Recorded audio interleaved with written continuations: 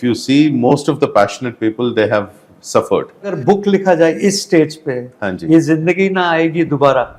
हाँ।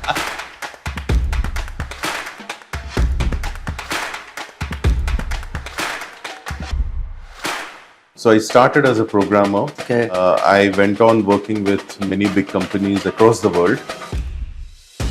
And what were the influences that made you choose to do what you did initially? In a single line, I can say this: I'm a techie turned into a corporate leader, turned into a filmmaker and entrepreneur. Or you just realized that no, this is not what I love to do. If you've seen my WhatsApp status, the tagline is "Play life on the front foot." Passion for telling stories. How did you ingrain this passion, or did you have it right in the beginning, or it happened later? Welcome to the channel Vijay Mohan Raj Point of View. I have with me a gentleman who is multifaceted. And the problem with such people is when you have a choice and you have to choose between one profession and the other, most often than not, you do things which will be good for your profession.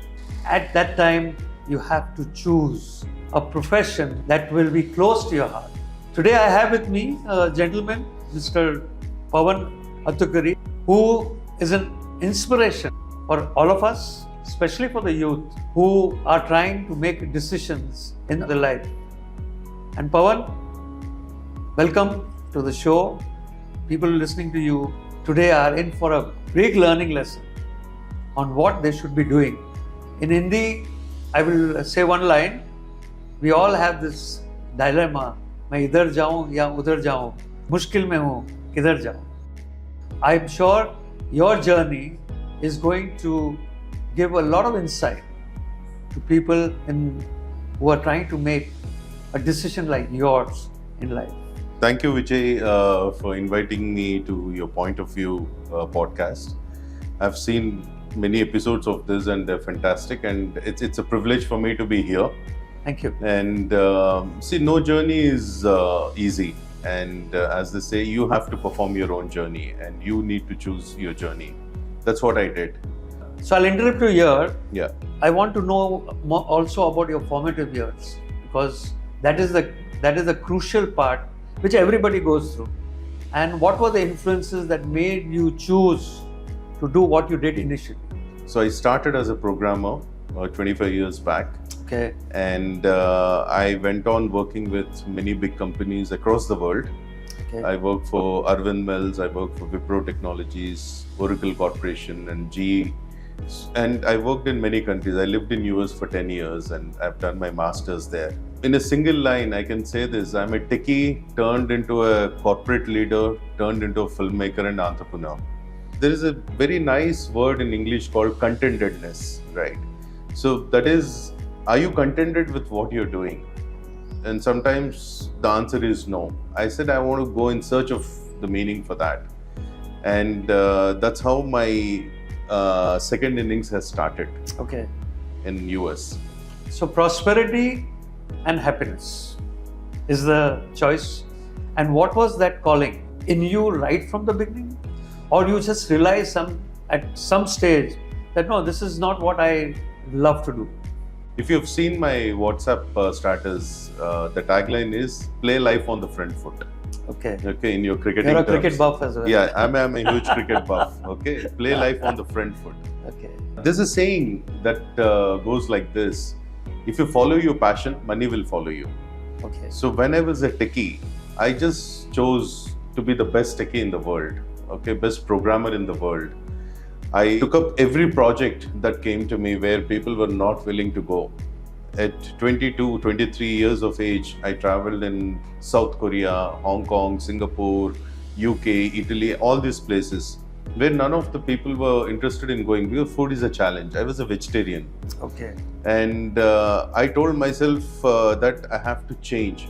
So later, when I moved into a corporate leader role, managing huge projects from $5 million to $50 million kind of projects, told myself you have to up the game. So the same thing happened when I switched to entrepreneurship from corporate. So you tell stories. Yeah. From whatever I have read about you, Yeah. you love to tell stories. Yeah. this passion for telling stories, how did you ingrain this passion, or did you have it right in the beginning, or it happened later? I consider myself as a storyteller always. I used to have good cameras. I used to go get good pictures. But it's my two daughters who pushed me into this because they were very demanding. During the bedtime stories, they always wanted a new story. They didn't wanted any gisapita stuff from the books. They used to give me the ingredients for me to cook a story. So I have to cook a story on the fly. I've done this hundreds of times, and actually I will give the credit to them that they have honed my storytelling skills. That's how I got into this. So what is the journey that made you to become a techie first? Because you, in your formative days, school, college, and I read that you joined a university or a course to learn your technical skills, and that itself was a challenge. Because I think that part is very interesting for our listeners. How does a person become like you? How do you get so much expertise? This can get a little controversial, but I will tell you the story. That's what we want to hear. This is a very, I haven't told many people. In mid-90s, computers was the big topic. It was a trending topic at that time. I saw this advertisement of NIIT, which was big in computer education at that time. I went and I got selected.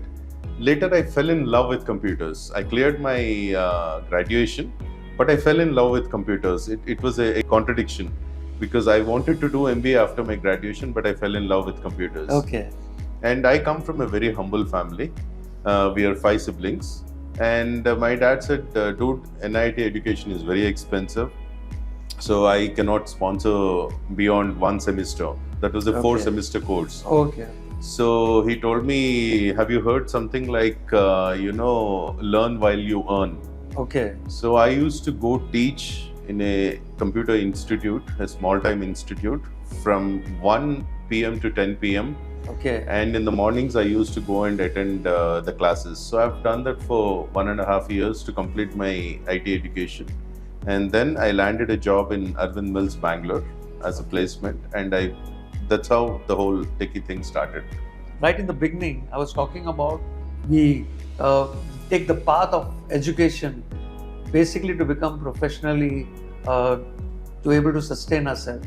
I mean, that's the way all of us are brought up, So you had the same issues, or was it that calling, the calling that you had, I want to do computers, I want to get something, do something extraordinary? Because I'm sure when you started on computers, it was a new concept. Correct. Not many people understood. In mid-90s. Understood the applications that can happen because of what the course that you were learning. It was a lot of learning. At that time, Oracle ERP was warming up. And I said, I want to be with the best, trend in the market. I managed in such a way that, I got into the Oracle ERP group in Wipro. And they wanted, and there were very few consultants at that time who had the knowledge of ERP. And I was the guy who got that knowledge, and I didn't shy away from going to any location. They said, you want to go to South Korea, you want to go here, you want to go. So I went all over because I told myself that this is the best opportunity for you to learn. You cannot have reservations when it comes to learnings, right? So that's how I traveled all over. And instantly I was dating my girlfriend, who's my wife now. It became a long distance, relationship with my travel. So I told her, let's get married and go. And she went and told her parents, and that's how we ended up getting married very young. I was 24 and she was 20 when we got married. Lovely. And then we relocated to US and built both our careers there. So what was the support? I mean, what was the support that you could take the courage to do all this? What kind of support you had? I would say it's the right attitude. As I said before, you follow your passion with all integrity, money will follow you. So I believed in that mantra all my life, even now. That if there's a passion and there is integrity attached to it with no vested interests, I think you will be a So I success. think you've given a line to our listeners, your passion and integrity. Yeah, yeah. Very important, because unless you enjoy something, Right. and you're honest about it, you can't make it. Yeah. Yeah, you got to be honest, Correct. and you got to tell yourself the truth. You can tell all kinds of things to different people, but you got to tell yourself the truth. Did I give my best? Absolutely. Yeah, fantastic. I mean, this is a great lesson for our listeners who are on this channel right now. How did you come about taking a call, the decision to now become an entrepreneur, do something else, storytelling? Yeah. It's a beautiful, that word storytelling is amazing line. So I want to know how you chose to do that, and I'm sure that it was a big sacrifice. So I've seen your portfolio. You've been with so many different big MNCs of the world. Right. And after traveling to so many countries, you chose to come back and do what you're doing right now before we go further. Yeah, so I'll tell you how I transitioned. It was a very gutsy decision because I was having all the comforts, driving a swanky car in US and, making good money. But I told you, right, that contentedness was not there. That was something lacking. So I went in search of that. And I was also big time into photography and writing scripts. I'm a writer-director by profession. Okay. In fact, I made a very important film for Farida ma'am before that. Okay. Where Anupam Kher and Vahida Rahman and everyone came as chief guests for that. That was Breaking Through. Breaking Through was that. And then I also made a film on Save the Girl Child concept called Articulations of Adilakshmi.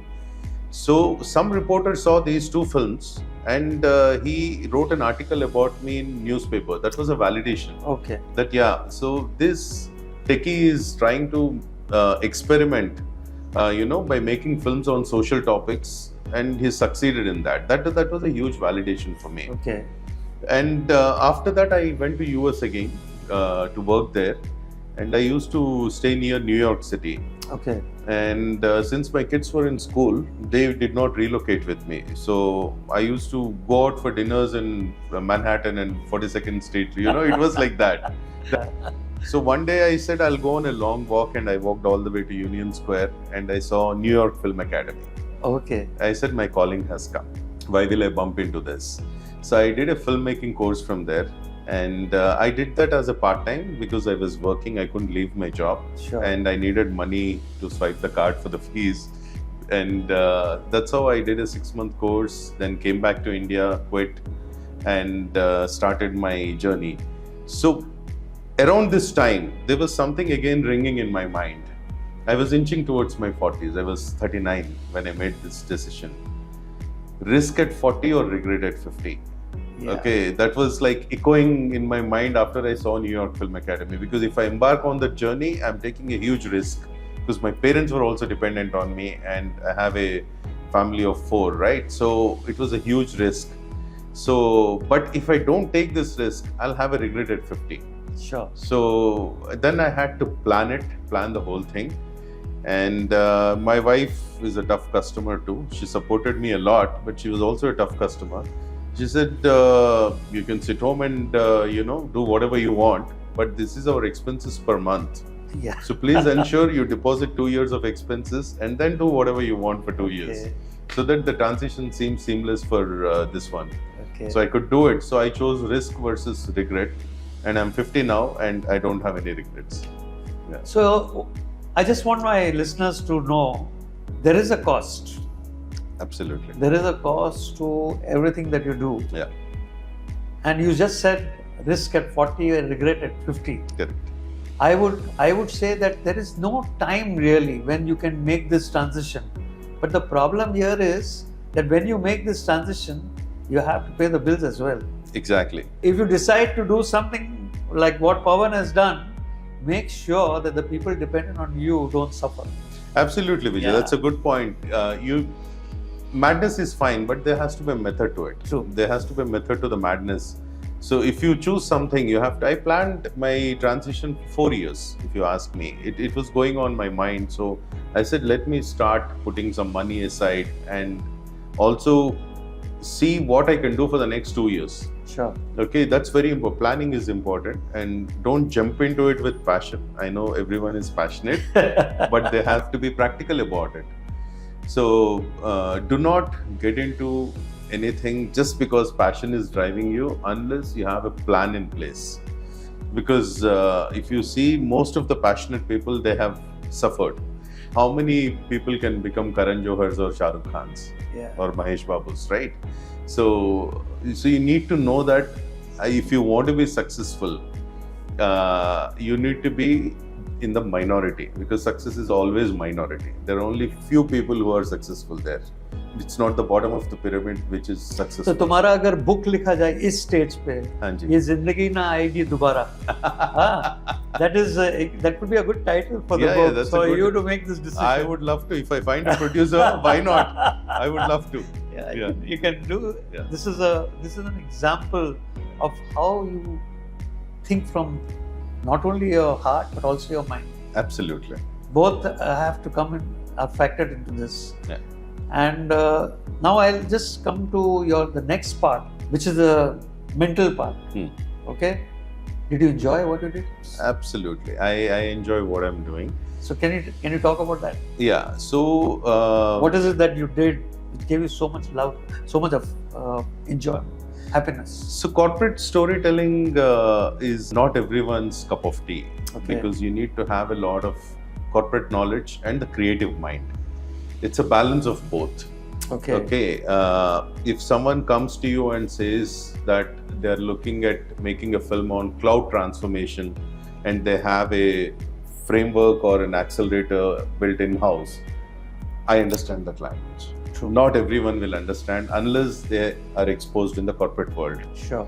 So I bring those unique skills. That's my USP, and that's how I market myself to the companies, saying that I can make the best corporate films for you. Okay. And 2014, when we started this till now, we won 3 international awards. Great. Okay, so we made films on a topic called unconscious bias for an IT company, and that won Brandon Hall Award. Brandon Hall is like Oscars for learning and development. Okay. Similarly, I wrote a comic book. I took a company's offerings and blended them into a comic book. Great. And that won a gold award in one of the US, this one. So it gives a lot of satisfaction. It's a validation.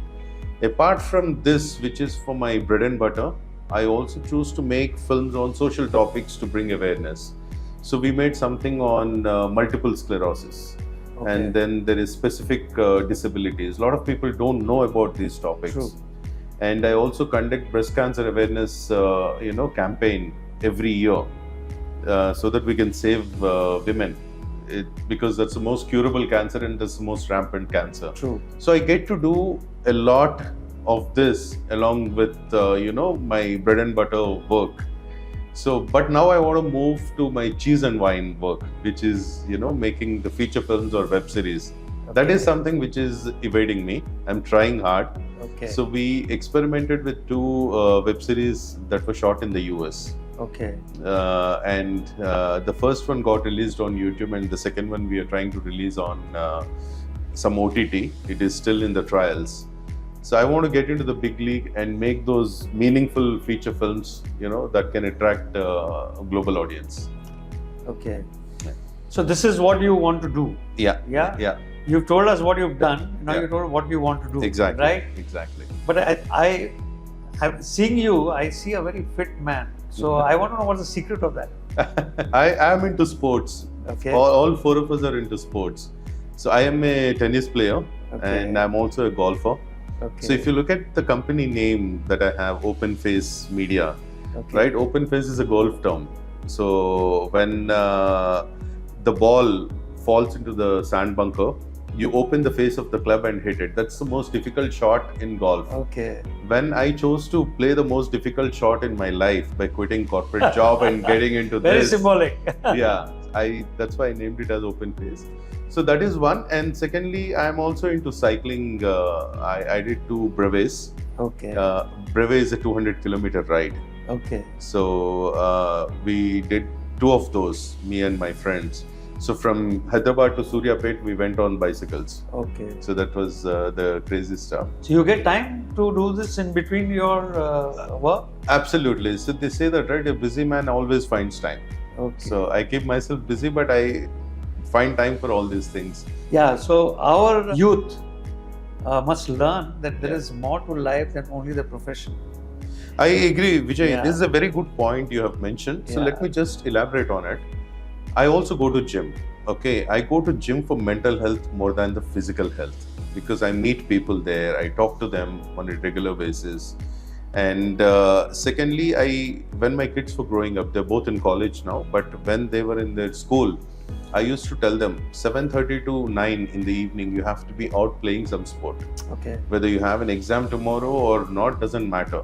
You have to go out and play because that's good for your mental health.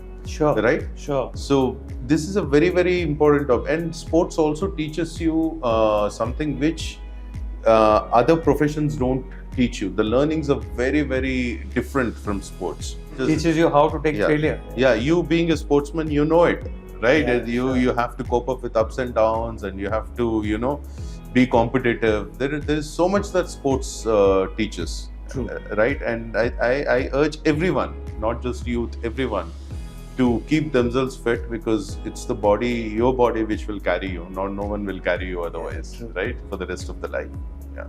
So I will talk a little bit about your family. Yeah. Okay.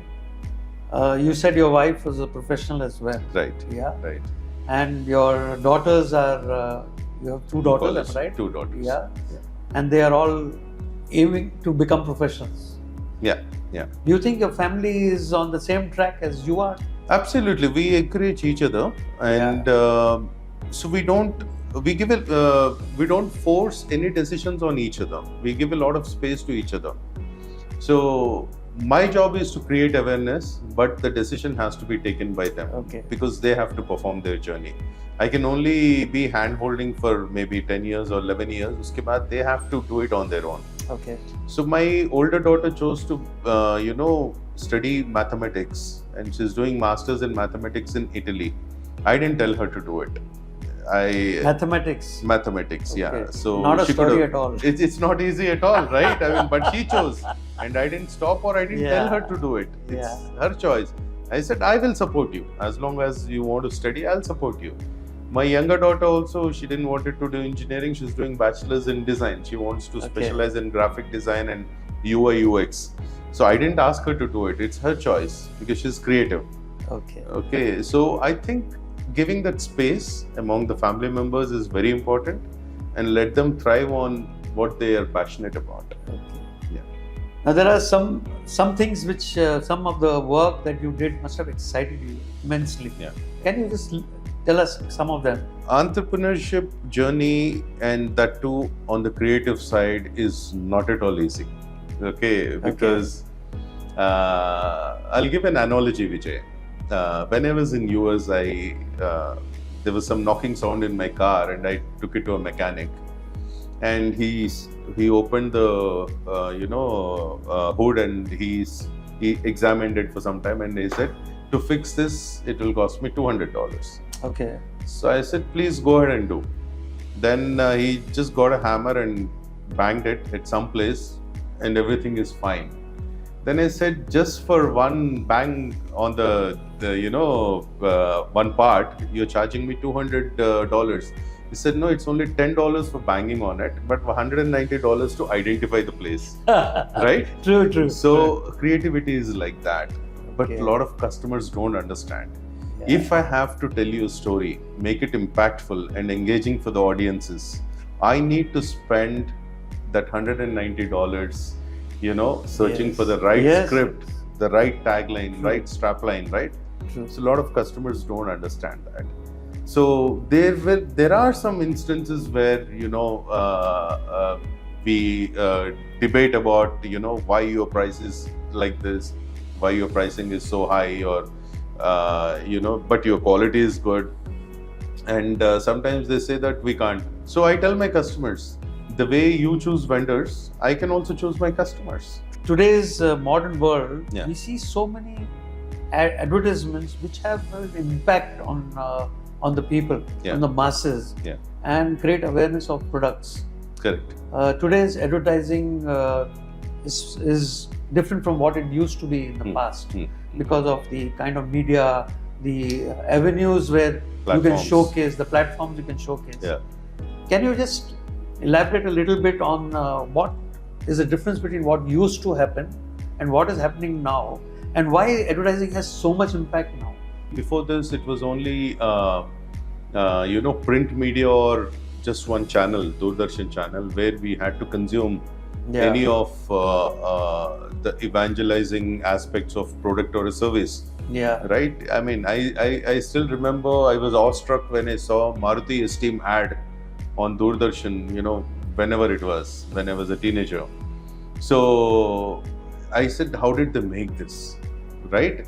And but now that's actually coming to me. At that time I had to go to it, and now all the brands and everything is coming to me through various channels. I have a newspaper, I have a television, I have a phone, I have WhatsApp, I have Instagram, I have everything on this. So the brands also have changed themselves, right? I mean, it's not like they're waiting there and for customers to come in. The brands are coming to you. Okay. Let's take an example. There was only one Paradise, restaurant in Secunderabad, and it is also called Paradise Circle. But all of us used to make it a weekend plan to go to Paradise Circle to buy biryani. But now Paradise has come to you. So you go to Bandlaguda, you go to Gachibowli, you go to Miapur, Kukatpalli, they are there. So everyone has changed their business models like this. Okay. Yeah, so it fascinates me when I watch television now and I watch the different channels and the impact that brand, the advertisement has on me. Yeah. And then by default, I mean, you can say by default, I go and choose that brand wherever I go. That is called push selling, Vijay. They keep showing it in front of you. Yeah. And you get that Stockholm syndrome, right? The more you see it, whether you like it or not, you'll start liking it. True, very true. Very so that's how it is. It has become. Yeah. And they have budgets. That's why. So the impact that the media has now on everybody. So if they make a film for say 20 crores, they'll put another 20 crores for marketing. The moment you open YouTube, the pre-roll will come of their film. The trailer will come. Okay. You open Instagram, and people are listening. Yeah. So your WhatsApp is open and you're talking about a film, and you open Instagram, that ad will come. The WhatsApp is listening. Sure. You should keep your microphone off, but we make WhatsApp calls, so we can't keep it off, right? So they're listening. So that's what is going to be the future. It's going to be more with AI coming in. Okay. So in fact, we are also getting on the AI trend. Tomorrow we are releasing a TV commercial, an advertisement made with AI. Okay. Yeah. So it's going to be a very different experience for the audience to see it. Okay. Yeah. My friends, now you have got an insight into so many new developments that are taking place in today's digital world.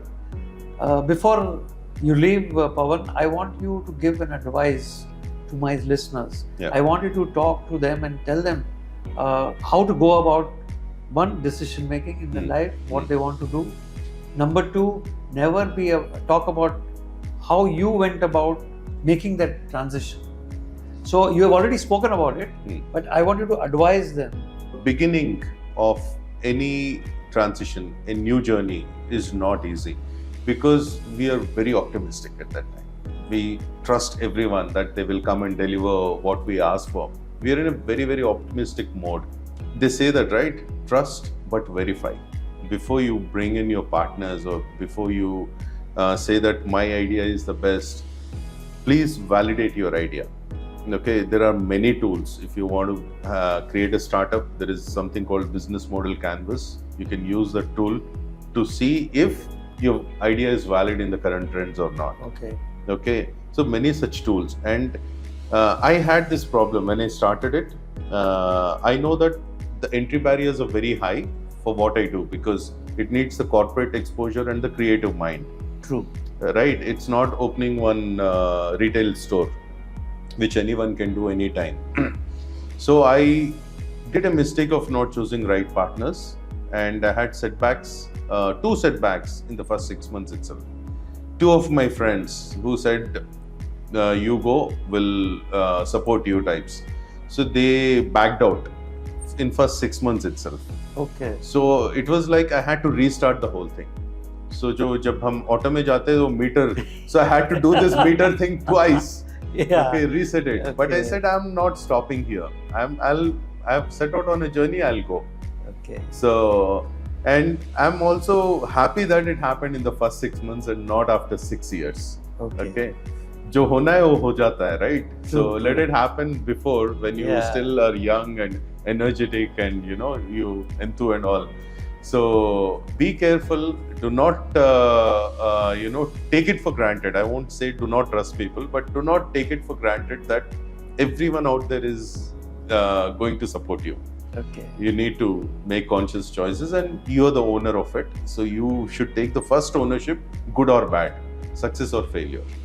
So calculated risk is what Pavan is talking about, and this calculated risk happens if you use your heart and use your brain as well. Yeah. Because we all love to do so many things. Yeah. There is one line which I would like to share with you and share with the users. When we, in our hospitality industries, we do a networking, then we see four things. One is happiness, the other is good health, and then we speak about prosperity and long life. These are the basic things that we always wish for everybody around us. Nice. Yeah. Thank you very much, Pavan, for coming here and talking on this channel. I'm sure that this is a subject which people would understand now after what you have shown, the path that you have shown them. A lot of people who do not understand what goes behind the scene would be able to learn those things today.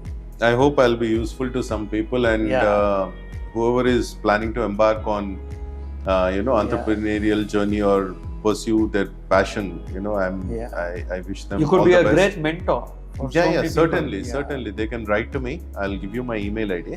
They can certainly we'll write put to it me. on the channel. I'll give my Instagram handle also. They can connect me. And I'm happy to help. Thank you for bringing me on this show, Vijay.